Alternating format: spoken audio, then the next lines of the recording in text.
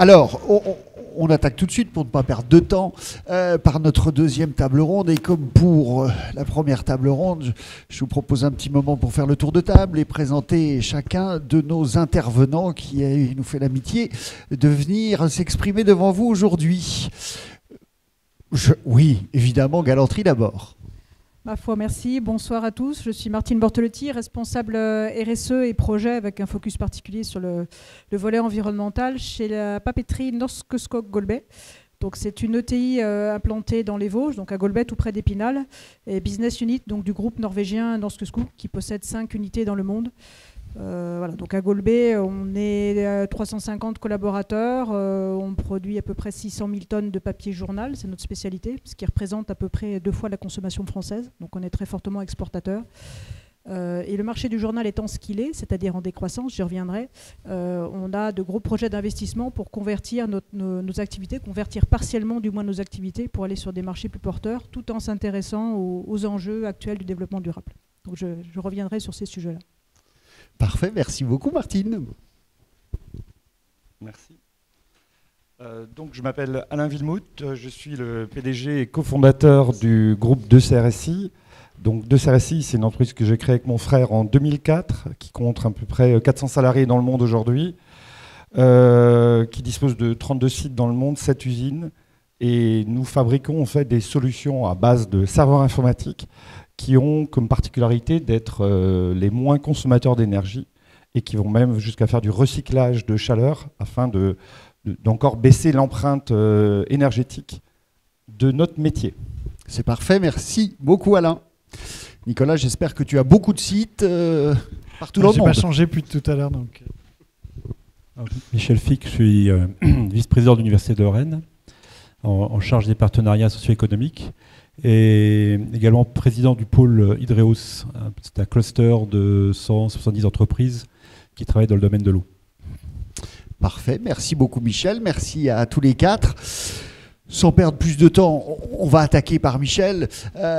Si on parle d'impact, qu'est-ce que ça recouvre les notions d'impact pour une entreprise, une collectivité ou une université, on va dire ? Un impact... Une démarche RSE, effectivement, ça impacte le fonctionnement d'entreprise avec, je pense, des visions internes et extérieures à l'entreprise. En interne, effectivement, le fait de s'engager dans la démarche va, pour moi, avoir 2 impacts différents, complémentaires, bien évidemment, un impact social et un impact financier, notamment. Social, parce que si on est dans une démarche RSE, ça veut dire qu'on est plutôt une entreprise inclusive, ça veut dire qu'on va promouvoir la solidarité, ça veut dire qu'on va plutôt être dans un management plutôt soft, et donc la notion de qualité de vie au travail aura beaucoup d'importance. Donc ça a donc un impact directement sur le fonctionnement de l'entreprise par ce biais-là. L'impact financier, il est également important lorsque une entreprise se met à vouloir réduire ses consommations, parce qu'on est quand même là, c'est que pour éviter d'être dans le rouge d'ici quelques années, il faut qu'on soit un peu plus sobre en énergie, en eau, en matières premières. Et donc, notamment en baissant ses consommations, on va voir donc un impact financier qui pourrait être assez important en définitive. L'impact extérieur, alors moi je le vois à plusieurs niveaux. Alors, on a parlé d'image, je pense que ça a été dit tout à l'heure par une des conférencières, l'impact d'image, et je confirme que les étudiants aujourd'hui, ils sont en quête de sens. Et ils vont plutôt s'orienter vers des entreprises qui vont afficher une dynamique RSE plutôt que des entreprises un peu passéistes. Donc ça, c'est très important. Alors je ne sais pas si on est à la génération X, Y, Z, Z' et compagnie, mais il faut le savoir, les jeunes aujourd'hui, ils ont besoin qu'on leur donne du sens dans leur travail. Un impact social également. Parce que si une entreprise engage une démarche RSE, ça veut dire que ça va être plutôt des achats responsables, on va plutôt peut-être travailler sur l'économie circulaire, donc là c'est également extrêmement important. Et puis, je pense qu'avec Norske Skog, on aura des exemples concrets à donner, sur l'impact environnemental. Moi je voulais vous donner un exemple qui m'a beaucoup frappé, c'est l'exemple d'une entreprise qui s'appelle Cristal Union. Vous connaissez peut-être, c'est un sucrier qui est situé dans la Marne. Et Cristal Union donc, fabrique du sucre à partir de betteraves et également de l'alcool. Et Cristal Union était un très très gros consommateur d'eau. En fait, le process de fabrication du sucre et d'alcool demandait beaucoup d'eau. Et un jour, les dirigeants de l'entreprise ont décidé de foncer sur la RSE. Alors avec les aspects sociaux, bien évidemment, mais également environnementaux, en disant je ne veux plus dépenser une goutte d'eau, je ne veux plus aller chercher une goutte d'eau dans la nature, je dois être autonome en eau. Et pour ça, c'est assez intéressant, ils se sont rendus compte que dans la betterave, il y a 70% d'eau. Une betterave, c'est 30% de matière sèche et 70% d'eau. Donc ils ont complètement revisité leur process. Beaucoup de R&D, beaucoup de collaboration avec des laboratoires de recherche, beaucoup de collaboration avec des entreprises du secteur de l'eau, pour aujourd'hui être une entreprise qui a économisé entre 4 et 5 millions de mètres cubes d'eau par an. Donc vous voyez, c'est possible. Il suffit d'avoir... C'est l'impact. C'est pas mal, oui. Il suffit d'avoir une stratégie, avoir une volonté, et quand on veut, on peut. Parfait, merci beaucoup Michel. En effet, un bien bel exemple. Martine, je vous propose de poursuivre et puis de nous expliquer peut-être un petit peu comment l'entreprise elle a réussi à concilier ses impératifs financiers, on va dire, avec ses enjeux RSE ou ses impératifs stratégiques avec ses enjeux RSE. Oui, peut-être pour revenir dans un premier temps sur l'origine de cette démarche chez nous qui date d'il y a une dizaine d'années maintenant, puisqu'en fin 2011, très exactement, c'est parti en fait de quelque part d'une intuition, d'une vision de notre PDG qui a eu le sentiment, au travers de quelques anecdotes qu'il avait entendues, que la RSE pouvait être, dans les années qui allaient suivre, un critère de différenciation qui pouvait contribuer à assurer notre pérennité dans le futur. Donc je ne vous cache pas que fin 2011, début 2012, c'était un petit peu abstrait quand même, c'était beaucoup moins infusé que ça l'est aujourd'hui dans la société et auprès des entreprises. Donc c'était vraiment un pari, quelque part un pari sur l'avenir et un peu beaucoup abstrait à l'époque. On s'est dit, bon tant pis, on y va, on tente, on structure réellement une démarche complète. Et on a démarré début 2012 pendant 6 mois par un diagnostic. En fait, on s'est fait accompagner par un consultant spécialisé dans la norme ISO 26000. Je ne sais pas si ça parle à tout le monde. C'est une norme qui est un guide de bonne pratique en matière de développement durable. Donc on a épluché cette norme avec l'aide de ce spécialiste. Et avec l'aide d'un groupe de travail en fait, d'une douzaine de personnes de différents services en interne pour regarder tous les enjeux, tous les aspects de cette norme, donc tous les enjeux de développement durable, donc pas uniquement environnementaux, hein, c'est vrai que ça a été dit tout à l'heure, pour un site comme le nôtre, site industriel, installation classée pour l'environnement, évidemment que l'environnement c'est un enjeu majeur, mais ça n'est pas le seul. Donc on a vraiment passé en revue tous les enjeux, les impacts, les aspects de la norme et du développement durable.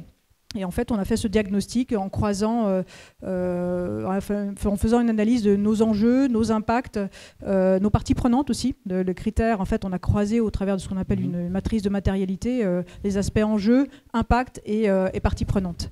Et de cela, on a pris une dizaine d'engagements dans différents domaines, environnementaux, mais pas que, également sociaux ou sociétaux. On a un volet, je dirais, ancrage territorial, c'est-à-dire dans quelle mesure nous, acteurs du territoire, donc on est dans les Vosges, on peut aller au-delà que simplement exister, et ce qui est déjà bien, mais exister et créer des emplois directs et indirects. Comment est-ce qu'on peut, en interagissant avec d'autres, par nos projets aussi de diversification, aller créer de l'activité sur le territoire en synergie avec nos propres activités autour de nous. C'est comme ça, entre autres, que le fabricant Pavatex, panneau isolant à base de bois, s'est installé à nos côtés en 2013 parce qu'on a mis en place des synergies avec lui en lui fournissant le bois, la vapeur, les utilités, prenant en traitement ses effluents, etc. Donc on a essayé de structurer à la fois nos rôles et notre démarche pour aller plus loin et poursuivre en synergie avec nos activités. Merci beaucoup Martine. Alors donc en effet, on voit qu'il y a de plus en plus de discours autour de l'impact et voire d'un impact neutre, voire d'un impact négatif. Comment on fait pour en arriver là? Est-ce qu'on est dans le greenwashing? Est-ce qu'on ne l'est pas? Nicolas, peut-être un petit mot sur le sujet? Oui, c'est une interrogation finalement assez légitime, surtout quand on a vu la rapidité, je crois, avec laquelle certains services marketing se sont emparés de ces sujets et ont commencé à communiquer de manière de plus en plus verte. Et je crois qu'on a tous vu ces publicités qui vantaient la neutralité carbone, à tel point que le législateur a dû légiférer, je crois que c'est avec la loi climat et résilience en août 2021, il est désormais interdit de dire qu'on est neutre. Moi, j'ai le souvenir d'une entreprise, d'un transporteur aérien qui voulait se rebaptiser, je crois, Flying Green, sous prétexte qu'il utilisait 0,1% de biocarburant et obtenir un label éco-responsable. Donc tout ça est désormais encadré. C'est pas pour autant qu'il ne faut pas communiquer, mais voilà, le greenwashing est clairement encadré. Tout n'est pas binaire, cela dit, hein, c'est pas vert d'un côté et noir de l'autre. Mais je pense qu'avant d'atteindre un niveau de maturité comme Norske ou de CRSI, ça prend du temps. C'est une vraie démarche. Il faut procéder par étapes. On a parlé tout à l'heure du statut d'entreprise à mission. Je pense que c'est la première étape. Norske a dit combien ils ont travaillé en amont sur ces sujets. Et je pense que définir sa raison d'être, la signifier à tout le monde. Hein. Une entreprise à mission, c'est quelqu'un qui signifie, une entreprise qui signifie dans ses statuts, donc quelque chose de public, ses engagements, et qui s'engage à les suivre dans le temps. Donc je pense que c'est un préalable certainement important. Et après, définir des enjeux et des objectifs qui soient à la fois atteignables et mesurables, et essayer d'onboarder toutes ces équipes pour atteindre ces objectifs. Parfait sur ce point. On passe la parole à Alain parce que on est quand même face à une situation où, par rapport à votre secteur, c'est l'explosion de la demande, on en veut plus vite, tout le temps. Pour un fabricant comme vous, comment vous agissez sur ces sujets-là? Alors, c'est vrai que les sujets de l'expansion du monde informatique, alors pour resituer un tout petit peu le débat, est-ce que vous connaissez une industrie aujourd'hui qui consomme plus que les avions, les bateaux, les voitures? C'est la nôtre. C'est l'industrie informatique. Il faut le savoir que quand Greta Thunberg dit qu'elle ne veut pas prendre l'avion pour traverser les États-Unis, elle consomme beaucoup plus d'énergie qu'un avion entier de passagers. Pourquoi? Parce que quand elle fait son tweet avec ses 14 millions d'abonnés à son association, ils vont consommer l'équivalent, ça a été calculé par une entreprise cliente chez nous aux États-Unis, l'équivalent de 14 avions complets. Bon, donc, il y a très longtemps, on disait surtout n'imprimez plus vos emails, c'est écologique. Ne rasez pas les forêts. Eh bien, c'est faux. En réalité, il faut imprimer. Mais supprimez votre email, sinon ça ne sert à rien. Donc, qu'est-ce que nous on fait? En 2008, on a été missionné, à l'époque on était avec mon frère, on était 2 dans un appartement au-dessus du Crédit Mutuel, ça c'est pour monsieur du CIC. Et on a eu une mission en fait d'une société américaine de CPU. Bon, je peux dire qui c'est aujourd'hui à prescription, c'est AMD, qui nous demandait en fait de faire une étude totalement indépendante pour essayer de démontrer que leur technologie était meilleure que celle d'Intel sur des côtés environnementaux. C'est-à-dire que leurs machines consommaient moins que les machines d'Intel. Après 6 mois de travail, et vraiment 6 mois de travail, 500 000 € d'investissement quand même pour cette démarche, à notre niveau... on était titulaire de l'ACRE, hein, pour ceux qui savent ce que ça veut dire.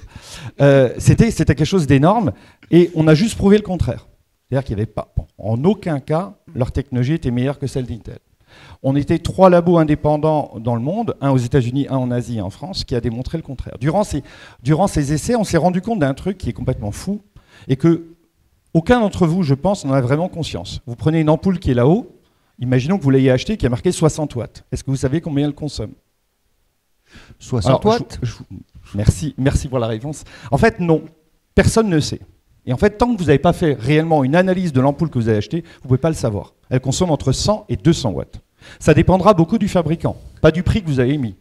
Parce que des fois, les ampoules vraiment bas de gamme consomment beaucoup, beaucoup moins que les ampoules haut de gamme. C'est très bête, mais personne n'est informé. Et quand on parle de greenwashing, pour moi, il y a un état d'esprit aujourd'hui global qui a tendance à vouloir mettre beaucoup de process, beaucoup de grands mots, de consulting, etc., derrière une fausseté. Et il faut qu'on revienne aux bases. Nous, aujourd'hui, ce qu'on se bat, on se bat pour une chose, c'est qu'on aura besoin de l'informatique partout.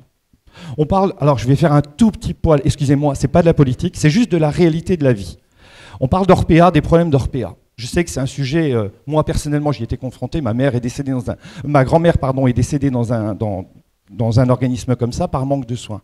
La réalité, c'est que si elle avait été accompagnée par quelque chose qui n'a pas encore lieu aujourd'hui, mais qui aura lieu demain, c'est-à-dire de la robotique d'assistance aux personnes âgées, elle aurait survécu. Parmi elles, parmi d'autres, Évidemment, elle avait 95 ans, donc qu'est-ce qu'on demande à 95 ans? Mais pourquoi elle aurait eu besoin de vivre à 95 ans? C'est une vraie question qu'on peut se poser, c'est une question de société. Je dis juste qu'aujourd'hui, si on veut avoir une robotique de qualité, c'est-à-dire non pas ce qu'on voit à la télé, des films, mais quelque chose de surveillance avec de l'intelligence artificielle, il faut multiplier la puissance de calcul qu'on a aujourd'hui, d'après une estimation américaine, d'environ 5 fois l'ensemble de la puissance de calcul. C'est-à-dire que demain, 40% de l'énergie du monde serait utilisée pour faire ça. C'est évidemment pas possible. Donc qu'est-ce qu'il faut faire? Il faut essayer de trouver des moyens, non pas simplement de réduire cette consommation, mais d'essayer d'utiliser cette consommation, non pas une fois, mais parfois 2 fois, parfois 3 fois, parfois 4 fois.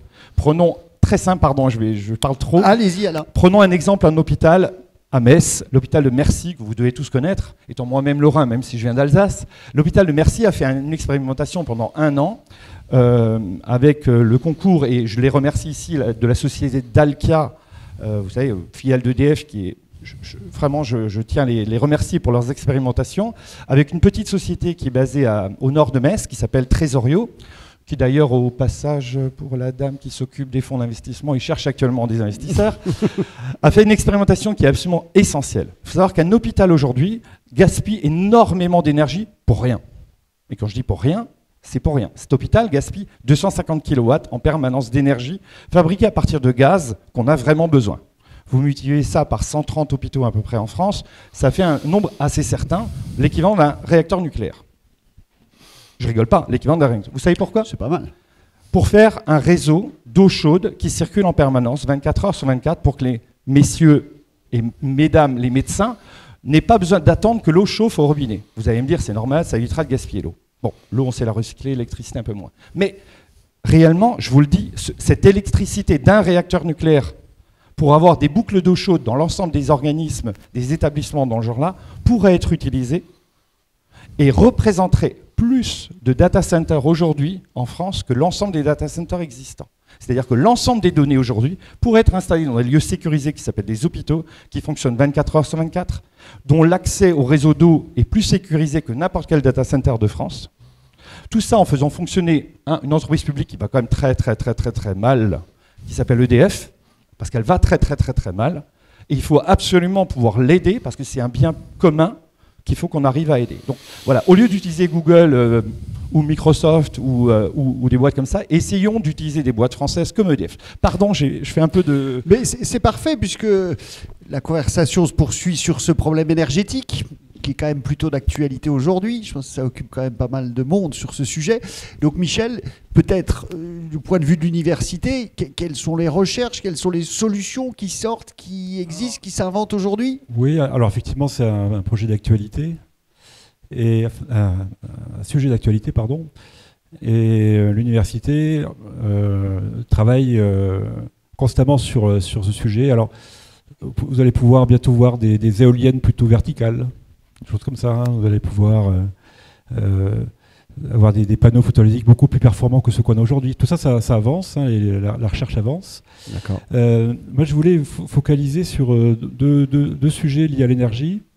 Le premier sur trouver l'énergie partout où elle est. C'est un sujet de recherche, hein, et de développement. On n'est pas sur des choses trop éloignées de la réalité, hein. C'est ce qu'on appelle la bioraffinerie. Alors une bioraffinerie, qu'est-ce que c'est? C'est l'utilisation optimale de plantes. Vous allez dire, mais qu'est-ce qu'il me raconte par rapport à l'énergie? Ouais, bon, je vais vous expliquer. En fait, une plante, ça a plein de ressources. Une plante, c'est plein de molécules différentes qu'on peut valoriser différemment. L'objectif numéro 1 d'une plante, c'est l'alimentation. Et ça doit rester l'alimentation. Mais à côté de ça, une plante peut amener des matériaux, une plante peut amener des molécules pour la santé ou pour la cosmétique, et une plante, ça peut amener de l'énergie. Je vais vous donner un exemple aussi très concret pour illustrer le propos. Je vais vous parler d'une plante que vous n'aimez pas. C'est l'ortie. Personne n'aime l'ortie. Personne. Or, l'ortie... Petite soupe d'ortie, c'est pas si mauvais. Bon, oui, enfin bon. Ma grand-mère le disait, mais bon, voilà. Parce qu'on est en Lorraine. Hein. On va retrouver dans les feuilles d'ortie tout un tas de protéines très intéressantes pour l'alimentation animale ou humaine. La tige est remplie de fibres qu'on peut tisser. C'est ce qui est fait à Épinal. Les racines, dans les racines, vous trouvez des molécules intéressantes pour la santé et la cosmétique. Hein. Pour les problèmes de prostate, par exemple, on sera tous, nous hommes, confrontés à ce problème-là un jour ou un autre, eh bien, on retrouve des molécules très intéressantes pour traiter les problèmes de prostate. Et quand on a tout valorisé, les protéines des feuilles, la fibre et les molécules dans les racines, tout le reste, vous mettez ça dans un méthaniseur, et le méthaniseur, il va transformer tout ça en méthane, en biogaz. Donc vous voyez, c'est une possibilité d'aller chercher de l'énergie tout en valorisant complètement une plante. Et ce que je vous raconte sur l'ortie, vous pouvez l'exprimer sur toutes les plantes possibles et imaginables. Et ça, c'est une nouvelle approche qu'on a au niveau de la recherche et également du développement industriel. C'est essayer d'avoir une approche globale d'une valorisation d'une ressource particulière. Deuxième exemple, c'est l'hydrogène. Alors l'hydrogène, c'est, à mon sens, un des carburants du futur. Mais on ne peut pas faire n'importe quoi. L'hydrogène aujourd'hui, c'est ce qu'on appelle un hydrogène qui est gris. Pourquoi? Parce que l'hydrogène, il est obtenu par... on casse une molécule de méthane, c'est le gaz russe qui arrive là, dans les pipelines, et on a donc de l'hydrogène, mais qui est vraiment très mauvais sur le plan du bilan carbone. Donc pour arriver à faire un hydrogène qui soit beaucoup plus respectueux, donc un hydrogène vert, il faut produire de l'électricité, plutôt de l'électricité renouvelable, donc du photovoltaïque, de tout ce que vous voulez, qui va pouvoir transformer la molécule d'eau, qui est quand même une molécule assez abondante, en hydrogène et en oxygène. L'hydrogène, c'est un gaz qui peut être comprimé, donc qui est transportable, donc c'est l'énergie transportable, et donc vous pouvez utiliser l'énergie ensuite à façon dans une pile à combustible. Alors tout ça, ça existe, tout ça, ça fonctionne, sauf que on est maintenant sur une hydrogène qui est plutôt gris, il faut passer au vert, et surtout, aujourd'hui, l'hydrogène est beaucoup trop cher. Hein, on est sur à peu près 10 euros le kilo, et il faut qu'on arrive à descendre à 2 ou 3 euros le kilo pour y arriver. Et ça, la recherche doit vous permettre petit à petit d'accroître les performances, de réduire les durées de process, de manière à avoir un hydrogène qui soit le plus acceptable possible sur le plan de l'environnement, mais également sur le plan du coût de production. Donc tout ça, ce sont des choses qui sont en train d'être travaillées à niveau de l'université, quelle qu'elle soit, et d'ici 5-10 ans, on aura des véhicules à l'hydrogène qui seront beaucoup plus performants que ce qu'on peut imaginer aujourd'hui. Parfait, merci pour ces exemples parlants. Donc on l'a vu juste un instant avant avec Alain, il y a quand même des nouveaux impacts qui apparaissent au fil du temps. Comment on peut réagir face à ceux-ci et comment on peut les faire évoluer? Nicolas, tu peux peut-être nous présenter un petit quelque chose là-dessus? Oui, pour rebondir sur ce que disait Alain, quand on faisait la liste des principaux émetteurs de gaz à effet de serre en 2000, il y avait une catégorie autre dans laquelle était mis le numérique. Aujourd'hui, en 2021, il a sa propre catégorie. Il pèse désormais 4% des émissions de gaz à effet de serre et il va doubler d'ici 2025. Pour donner un petit exemple par rapport à ce que disait Alain, sans vous abreuver de chiffres, un ordinateur, c'est 800 kg de matière pour le construire et 1500 litres d'eau. Et quand on regarde bien, le numérique peut compter désormais pour 30% d'un bilan carbone d'une entreprise. Donc la question de la limitation de l'impact du numérique est une vraie question, en tout cas elle est légitime, et bien souvent la seule solution c'est la compensation. Alors, on n'a rien contre la compensation, mais si vous voulez compenser l'impact numérique d'un collaborateur pour une année, il faut planter 66 arbres. Donc si vous êtes une entreprise de 75 personnes, vous devez planter l'équivalent de la pépinière tous les ans. Donc à moins de se transformer en pépiniériste, je pense qu'il va falloir qu'on agisse sur les causes et sur les solutions. Donc effectivement, nous, on essaye de travailler à déterminer tout ce qui est impactant en termes de numérique dans une entreprise.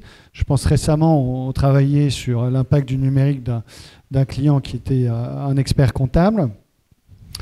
Alors on regardait bien sûr les postes de travail, les écrans, les téléphones, des choses qui nous semblaient un peu évidentes. Puis en creusant bien, on s'est rendu compte qu'il était aussi éditeur de logiciels puisqu'il avait créé une application métier qui vendait à ses clients. Quand on lui dit tiens, tu peux agir là-dessus et faire de l'éco-conception. Et on a réussi à faire baisser l'impact de son site de 20% en termes de CO2. On a baissé de 20%. Donc ça, c'est un peu ce qu'il faut faire. On peut travailler sur le sourcing, on peut aller chercher du reconditionné, on peut travailler sur les bonnes pratiques, on peut travailler sur les cycles de vie.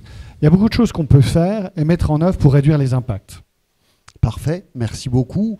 Dans le même sens, dans la continuité de tout ça, Alain, de votre côté, qu'est-ce que vous mettez en place du coup chez 2CRSI pour aller vers de l'impact moins grand, voire de l'impact positif? Bon, j'ai que 4 minutes, c'est ça? Exactement, la deuxième, je vais on va se essayer de limiter faire à 4 minutes, c'est vrai. Alors, au moins une sur 3.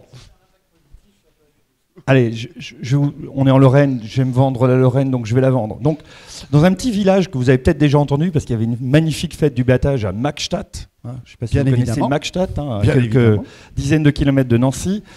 On fait actuellement une expérimentation, par exemple, où on va faire du recyclage de chaleur pour sécher les bottes de foin. Vous allez me dire, c'est quoi l'impact des bottes de foin? Alors, c'est pas quelque chose qui est dans les journaux, excusez-moi, c'est pas une information privilégiée aussi. Donc, vous ne serez pas sanctionné si vous achetez ou vendez des actions de CRSI. Je précise juste parce que l'AMF va encore me taper dessus. Donc, de manière concrète, pourquoi on fait ça?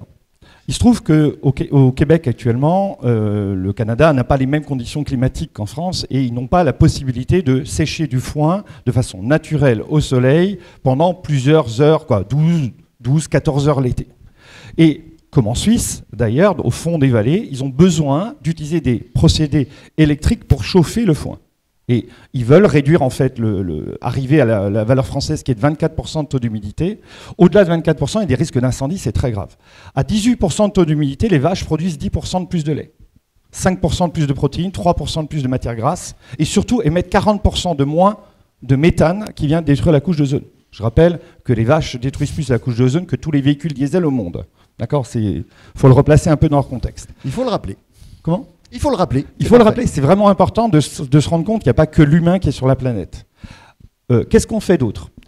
On fabrique aujourd'hui des serveurs informatiques, des serveurs tout à fait classiques, qui vont consommer 23,2% de moins d'énergie que tous nos concurrents. On fabrique aujourd'hui des systèmes, que ce soit en Inde, que ce soit aux États-Unis ou que ce soit simplement en France, des ordinateurs qui vont demander jusqu'à 95%, j'ai bien dit 95% de moins d'énergie pour être refroidis. Je vais vous prendre un exemple de Google. Google est le premier consommateur d'eau aux États-Unis et certainement le premier au monde. Depuis peu, et c'est là aussi où on ne peut pas faire du greenwashing simplement, c'est pas que pour des considérations RSE, même si c'est ce qu'ils mettent en avant, les États-Unis ont décidé depuis le 1er janvier de donner une taxe sur l'eau. Avant, l'eau était gratuite aux États-Unis. Pourquoi? Parce qu'il y a 200 fois plus d'eau par habitant disponible aux États-Unis qu'en France, par exemple. Donc l'eau est quelque chose d'abondant aux États-Unis. C'était gratuit. Sauf que les data centers consomment de l'eau pour ne pas investir la quantité nécessaire d'équipements de refroidissement, et ils vont utiliser de l'eau qui puise dans les nappes phréatiques et rejeter cette eau sur des pardon, j'utiliserai mon anglais parce que je me souviens plus du mot français, c'est dry cooler et chiller, donc les climatiseurs et les condensateurs bon bref. Parfait, climatiseur, ils vont condensateur. rejeter cette eau qu'ils vont pomper à 7, 8, 9 degrés, et ils vont la rejeter à 15, 20 degrés, mais l'eau, elle n'est plus, c'est plus de l'eau, c'est de l'eau grise. C'est de l'eau qui aura été contaminée par le cuivre, par l'aluminium, etc. Et ça pollue les nappes phréatiques et c'est la société qui paye. Aujourd'hui, alors, j'ai pas dit qu'on travaille avec Google et j'ai pas dit qu'on travaille pas avec Google, donc j'ai rien dit du tout. Je dis juste que Google étudie aujourd'hui les possibilités, les technologies qu'on développe pour pouvoir totalement éliminer l'usage de l'eau dans le refroidissement des équipements de climatisation. Voilà, ça c'est quelques exemples de produits qu'on développe. On fabrique des systèmes aujourd'hui qui sont totalement passifs de bruit, d'impact en termes d'écologique. Alors on ne fait pas la pub tous les jours, on n'a pas une démarche super structurée en RSE, parce qu'on n'en prend pas le temps et que voilà, quoi, je viens ici pour faire plaisir à certaines personnes. Mais c'est vrai que je veux vraiment que vous compreniez que si on veut avoir un impact, c'est à tous les jours que ça se construit. Nous, depuis toujours, on a choisi d'avoir des salariés, je le dis assez régulièrement, des bacs moins 14 et des bacs plus 14, non pas parce que ça nous fait plaisir et qu'on a besoin de mettre ça sur notre site internet, mais parce qu'à la fin, quand vous embauchez quelqu'un, par exemple le Roumain qui est arrivé et qui fait plongeur alors qu'il a un bac plus 5, et que vous vous rendez compte que c'est quelqu'un de super performant, mais que toute sa vie, il a été... juste parce qu'il était roumain, qu'il parlait pas bien français, vous le formez au français et vous vous rendez compte que c'est un super manager et un mec super expérimenté. On a un cabinet d'audit, comme tout le monde, Ernst & Young, et je me bats tous les jours contre eux. Isabelle pourra le confirmer, je les déteste, hein, même si humainement je les aime bien, mais ce que je déteste, c'est qu'ils utilisent des jeunes salariés, des jeunes stagiaires, 75-80 heures par semaine, c'est anormal. Mais on fait la même chose dans nos hôpitaux. Nos internes qui bossent 48 heures d'affilée, c'est anormal. Et après, on se pose la question pour savoir pourquoi il y a des accidents dans les hôpitaux. Il faut arrêter ça. Les humains, c'est pas des esclaves, quoi. Parfait. Bref, pardon. Hein, non, c'est très bien, c'est très bien. On va passer le micro à Martine, que l'on a un petit peu moins entendu, qui va se rattraper dès à présent. Peut-être pour se poser la question de se dire, est-ce qu'on ne doit pas penser différemment notre business plan, finalement, avec ces données, notre stratégie globale? Alors oui, effectivement, la RSE peut mener à ça dans un certain nombre de cas. Alors c'est vrai que quand on est dans l'industrie lourde, c'est un petit peu compliqué de faire évoluer son business plan. Malgré tout, je l'évoquais tout à l'heure, dans notre cas, on est sur le segment du papier journal, hein, qui est un segment dans le domaine papetier qui est en décroissance structurelle depuis un certain nombre d'années au niveau mondial, mais en particulier européen. On parle de 7 à 8% de décroissance par an depuis un certain nombre d'années, encore aggravé comme un certain nombre d'activités par la crise Covid. Donc depuis quelque temps déjà, notre groupe réfléchissait à comment assurer la pérennité de ces actifs, de ces entreprises, et donc de ces emplois directs et indirects, hein, parce que sans vouloir enfoncer une porte ouverte, la première responsabilité, quand on parle de RSE, la première responsabilité d'une entreprise, c'est quand même d'assurer la pérennité de son activité, de ses emplois, directs et indirects, encore une fois, tout en conciliant avec les autres enjeux qui sont autour. Donc c'était la première réflexion, comment assurer notre pérennité, parce que très clairement, si on ne faisait rien, dans le domaine du papier journal, on a 2 machines à papier, on est très gros site, très clairement, le site à moyen terme était condamné. Donc en juin 2020, ça fait 2 ans quasiment maintenant, le groupe a annoncé sa décision de convertir une partie de ses actifs, donc une partie de ses machines à papier, dont une à Golbey, du domaine du journal, alors, journal magazine pour le groupe, mais journal en particulier pour l'usine de Golbey, vers un domaine plus porteur qui est le domaine de l'emballage, qui est un classique de reconversion, hein, journal vers emballage, c'est assez classique. Bon, ça représente quand même un investissement pour le site de Golbey de 250 millions d'euros, qu'on va porter avec le soutien du groupe, bien sûr.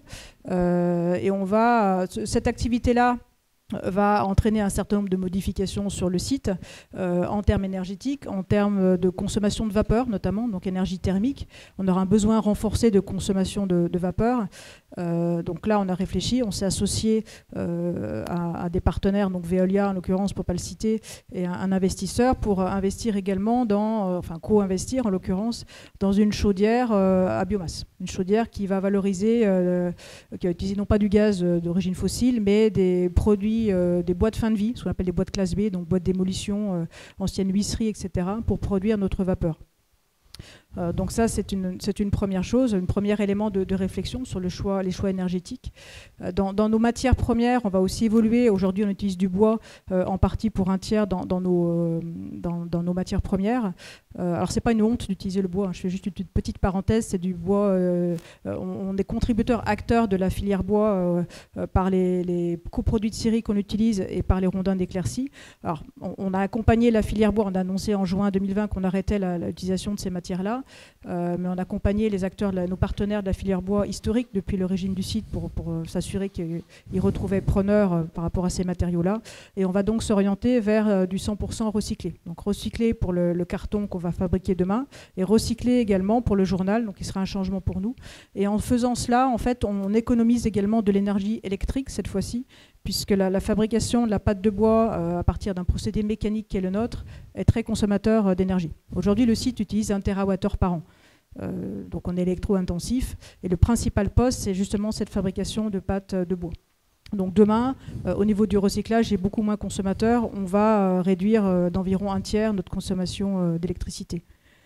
On va en même temps, j'ai évoqué tout à l'heure, donc on réduit notre consommation d'électricité. En même temps, on va autoproduire davantage, puisque associé à la nouvelle chaudière biomasse, on va avoir une turbine, donc mettre en place de la cogénération, qu'on a déjà à une première échelle avec notre chaudière actuelle, mais on va doubler notre capacité, voire tripler notre capacité de production d'électricité grâce à cette turbine et à ce système de cogénération. Donc en même temps, on réduit notre consommation d'électricité et on augmente notre autoproduction. Donc aujourd'hui, on a une autoproduction d'environ 5-6% avec notre turbine actuelle. Dans le futur, on sera à 30% d'autoproduction. Donc ce qui est assez énorme pour un site comme le nôtre. Parfait. Oh bah oui, Alain, évidemment. Non, mais juste, vous avez fait le bilan carbone de la transformation oui. avec l'utilisation Oui, on a fait la contribution dans le bilan carbone de la consommation d'électricité est un très gros poste. Donc on va pouvoir économiser sur les postes énergétiques, donc le scope 1 et 2 dans l'empreinte carbone, on va réduire en empreinte carbone, donc émissions de CO2 rapportées à la tonne d'environ 55%. Sur ce scope-là, par contre, il y a un enjeu logistique important. On a plus de volume, on va avoir du mal à tenir le ratio qui est aujourd'hui le nôtre d'à peu près 30% d'expédition par le rail, qu'on va avoir du mal à tenir. Donc j'y reviendrai tout à l'heure, mais c'est un enjeu important qui va pénaliser pour le coup notre empreinte carbone sur le scope 3. Voilà. Parfait. Donc voilà, on diminue la consommation d'électricité, on augmente la production. Même chose pour le gaz, avec cette nouvelle production de vapeur à partir de bois de fin de vie, on va diminuer aussi notre consommation de gaz d'origine fossile. Parfait, merci beaucoup Martine. Alors Alain, on va vous poser la question de se dire, toute cette réduction d'impact que l'on conseille, est-ce que ça va avec l'optimisation financière et la croissance? Est-ce que ça peut être conciliable tout ça? Bon, je pense qu'on l'a montré, on a été 15 ans rentable, on a été déficitaire 2 années parce qu'on a beaucoup investi, parce qu'on a décidé de se développer à l'international, qu'on a décidé de produire local. Rien à voir avec un engagement RSE, mais simplement une réalité économique. C'est que si demain on veut pouvoir continuer à se développer, nous on est des spécialistes des marchés de niche. On fait des Formule 1, des machines pour la Formule 1, pour le trading à haute fréquence, qui n'est absolument pas écologique du tout, mais on essaie de les rendre plus écologiques. On ne va pas faire du green à moins 0,1%, mais donc c'est vrai que quand on fait du marché de niche, on a une chance d'être plutôt dans un marché de croissance et pas de décroissance comme vous, c'est certain. On remplace un peu les journaux, mais il ne faut pas les abandonner, hein, c'est important. On a parfois du mal à joindre les deux bouts, spécialement quand on se prend 2 années de Covid sur la figure, alors qu'on avait prévu une 50aine d'embauches de commerciaux de très haut niveau dans le monde entier, qui devaient aller voir des clients, les convaincre avec des produits, etc. Donc là, c'est vrai qu'on a eu 2 années difficiles. Notre principal client qui a fait faillite, bon, c'est la vie. Maintenant, j'ai la chance d'être propriétaire à quasi 70% de mon entreprise avec mon frère. Donc, c'est vrai qu'on est coté en bourse, mais c'est moins important et on nous casse un peu la figure de temps en temps, nous disant qu'on devrait mettre un peu la pelle à douce. Mais je dis non. Aujourd'hui, nous, on a un plan de marche. On veut prendre 1% de la croissance, 1% du marché mondial du serveur informatique. On se développe aujourd'hui dans énormément de pays. On a décidé d'être à Dubaï depuis 2004, non pas simplement pour vendre des produits, même si ça cartonne. C'est l'ambition qu'on a à Dubaï, par exemple, c'est d'essayer demain d'appliquer les technologies qu'on a dans les data centers. Je vous rappelle, un data center, c'est quoi? C'est un espace fermé, sécurisé, où il fait très chaud par le chauffage des machines, qu'on a besoin, et on a besoin de climatiser ou de refroidir ce qui est à l'intérieur de tours. Donc, si vous avez bien compris ce que j'ai dit, c'est un peu la situation de Dubaï. Vous avez des tours, et à l'intérieur, vous avez des habitants qu'il faut climatiser. Et cette ville, aujourd'hui, consomme une énergie folle pour climatiser les gens. Bon, une première chose, ce serait de baisser un peu la clim, ça marcherait déjà beaucoup mieux, mais ça, ils ne l'entendent pas.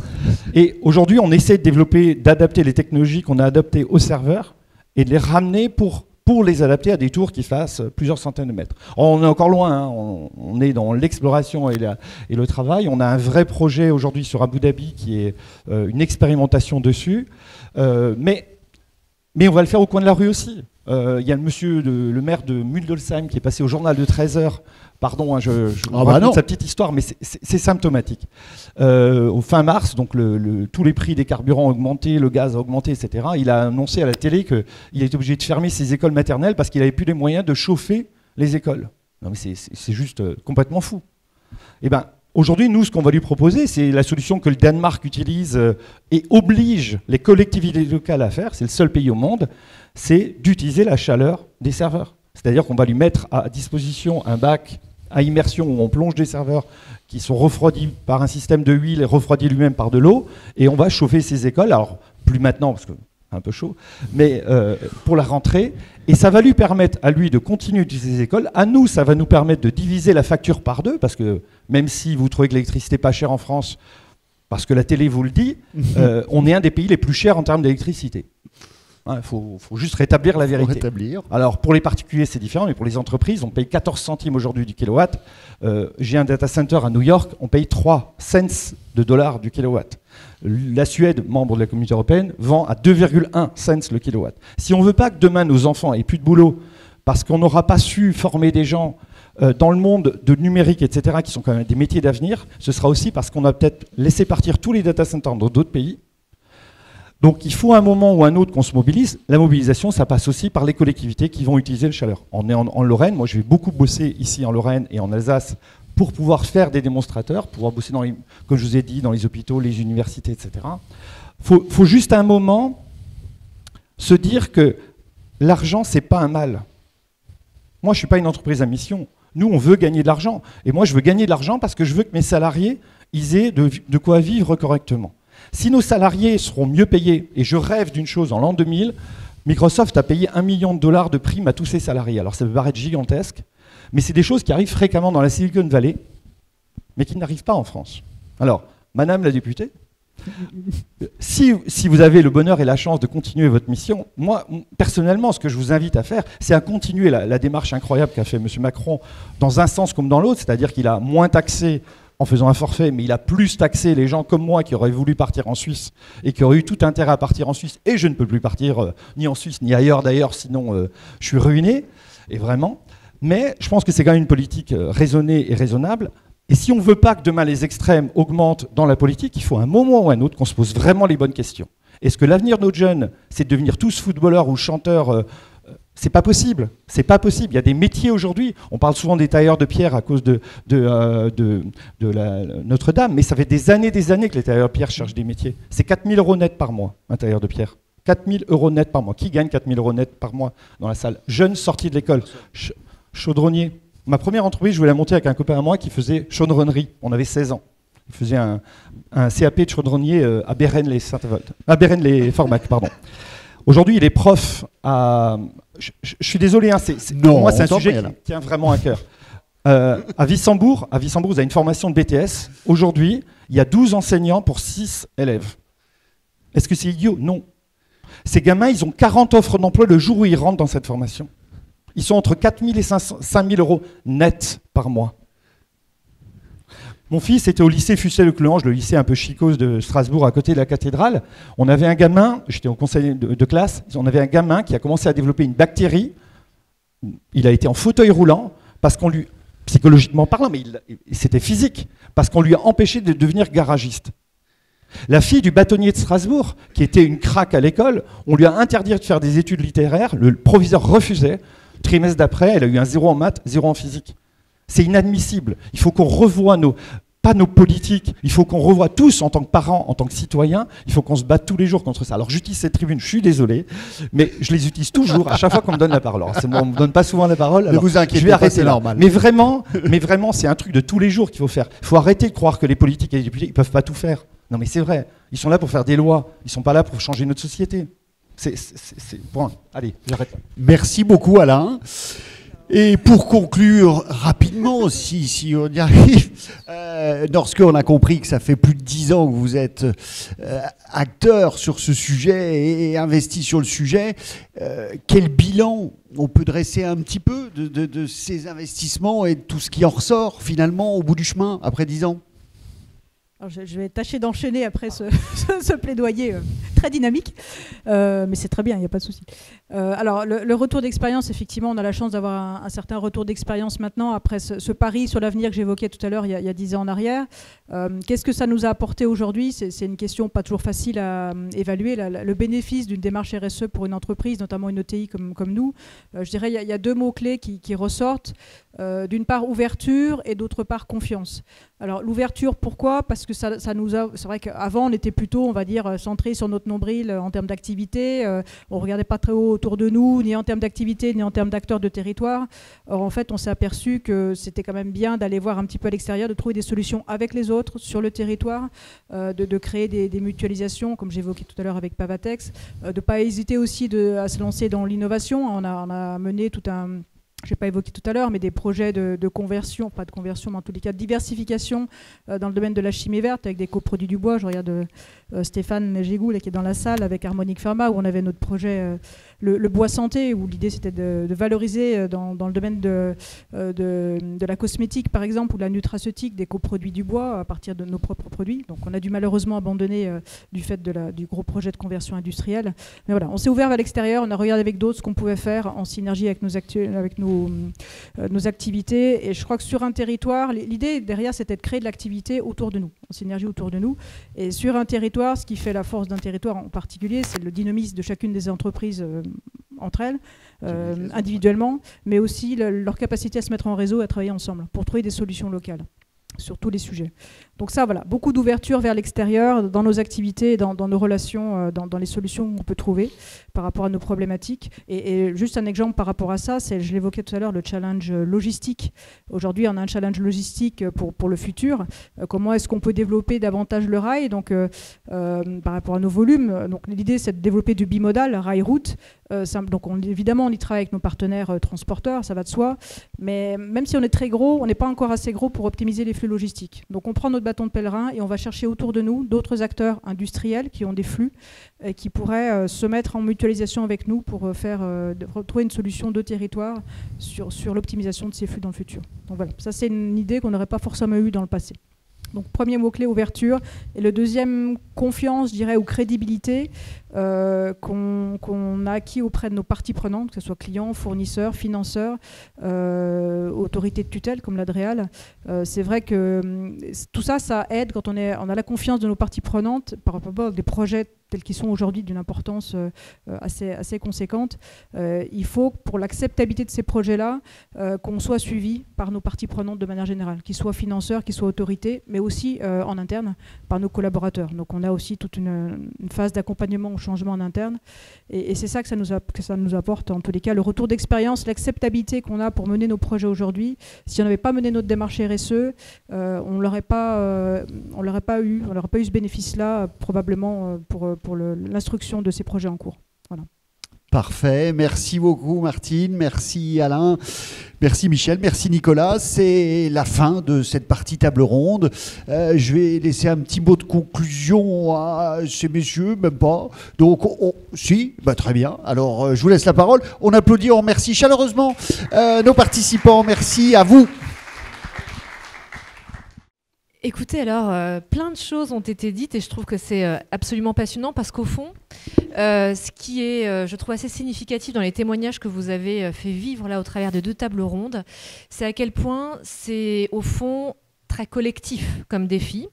Qu'on va avoir un carrefour de stratégies à adopter, qu'elles soient sur un pan législative, par des mesures soit de restriction, soit d'incitation. Hein. Quand on parle de législatif, au fond, ça peut être par la loi, ça peut être aussi par le soutien financier au travers de budgets, ça peut être par des dispositifs d'incitation au travers de budgets. Et donc, quand je parle de législatif, ça peut être déjà sous différentes formes.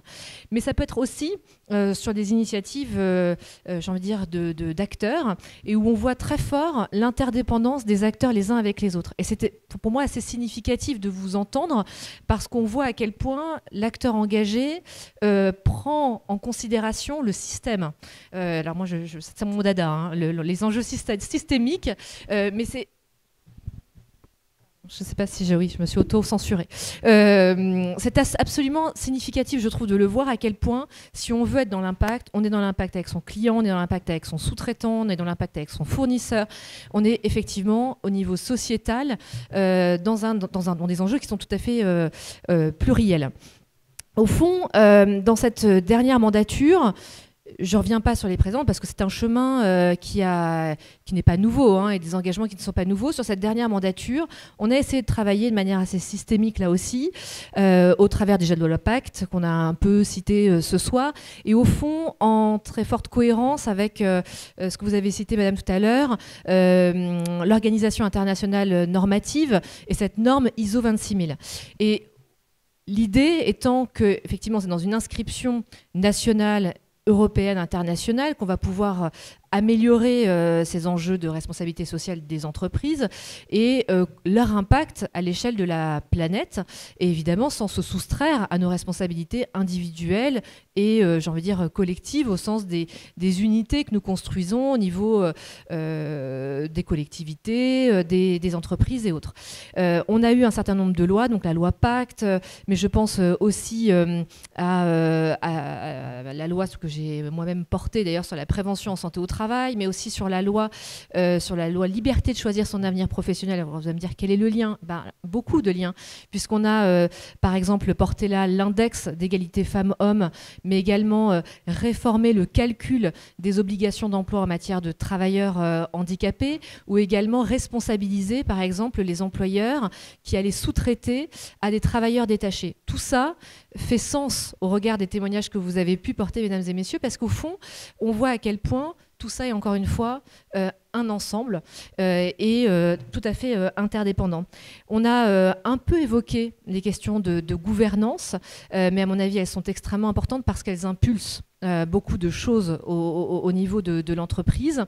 Là aussi, avec beaucoup pour nous de réformes, notamment sur l'engagement que le conseil d'administration va prendre et dans l'impulsion qu'il va donner sur tous ces enjeux RSE, sur également le ruissellement sur les questions de parité. Donc on avait déjà une parité qui avait été rendue obligatoire au niveau du conseil d'administration, on l'a fait ruisseler au niveau des COMEX CODIR, mais pas que. C'est-à-dire que l'idée pour nous de ces COMEX CODIR paritaires, c'est de ruisseler encore une fois sur tout le monde de l'entreprise et donc à tous les niveaux de l'entreprise, mais c'est également par exemple s'assurer que le versement d'une rémunération aille sur un compte personnel ou conjoint de chaque collaborateur. Ça peut paraître fou, mais aujourd'hui, des prestations sociales ou des rémunérations sont versées sur le compte, par exemple, d'un conjoint, d'un frère, peu importe. Et donc, on ne s'assure pas que la personne qui doit bénéficier des prestations sociales ou de la rémunération bénéficie, elle, en propre ou en conjoint sur son compte, de ces éléments de rémunération. Or, c'est de l'émancipation, évidemment, sociale, économique, personnelle et de la lutte contre les violences économiques. Et donc, pour nous, c'était extrêmement important de travailler là-dessus.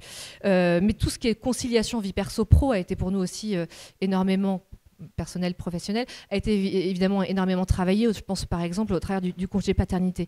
Mais tout ça pour dire au fond à quel point cet élan-là au niveau législatif, il ne peut vivre que si évidemment, il est appliqué. Et donc, on voit tout de suite les biais qui peuvent se construire au travers d'une loi. Je pense par exemple à l'index.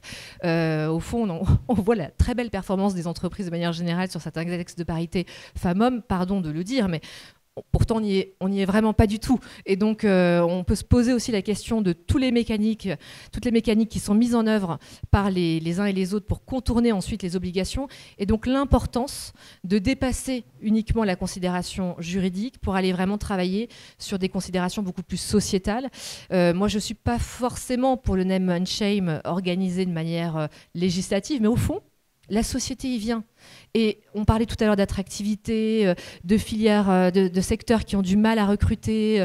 Mais évidemment, certains secteurs ne se sont absolument pas emparés de ces enjeux, sont loin du sens que vous évoquiez tout à l'heure, attendu par la jeune génération, mais on en parlait en amont de nos échanges aujourd'hui, mais même du sens que nous souhaitons donner à nos vies, même si nous ne sommes pas des générations Z ou je ne sais quoi, on veut donner du sens à nos parcours de vie. Et donc, au fond, c'est évidemment là où, j'ai envie de dire, les entreprises se trompent si elles se disent que parce qu'elles n'ont pas d'obligation légale, elles n'ont pas de contrainte pour y aller, elles se trompent. En fait, la contrainte, elle va venir de la société, de plus en plus de cette pression qu'ils constatent par les effets des difficultés qu'ils rencontrent, notamment sur les questions de recrutement. Il ne faut pas qu'ils se trompent. C'est aussi une des causes qui explique les pénuries de recrutement sur certains métiers. Pas que, mais en partie. Enfin, juste pour ne pas perdre cette idée, effectivement, on a évoqué tout à l'heure la force finalement des entreprises face à la crise, face aux crises, dès lors effectivement de leur faculté de résilience, dès lors qu'elles sont dans ce système de dynamique RSE. Pour moi, c'est extrêmement flagrants. On a vu notamment dans la crise Covid à quel point les entreprises engagées dans une démarche RSE avaient été beaucoup plus résilientes, avaient traversé cette période-là par le dialogue social, par d'autres mécanismes RH, beaucoup plus dans la force que d'autres entreprises qui n'avaient pas construit cette démarche partenariale-là, si je peux l'appeler ainsi. Donc voilà, dire à quel point, évidemment, le législateur sera en soutien. Je partage, monsieur, elle ne peut le faire seule, mais c'est un élan, je veux dire, partagé et une réciprocité, c'est-à-dire qu'il faut aussi qu'on puisse interagir et se dire, au fond, là, il y a un blocage, peut-être qu'il y a quelque chose à faire au niveau législatif ou budgétaire. Là, au fond, il faut nous donner du pouvoir d'agir au niveau national, européen, et c'est aussi à nous de vous accompagner là-dessus, parce que beaucoup d'initiatives sont évidemment plus à soutenir qu'à légiférer, et on en est évidemment pleinement conscient. Voilà, bravo vraiment à chacun pour ces témoignages édifiants et très encourageants quelque part aussi, parce qu'ils montrent tout l'élan qui existe déjà.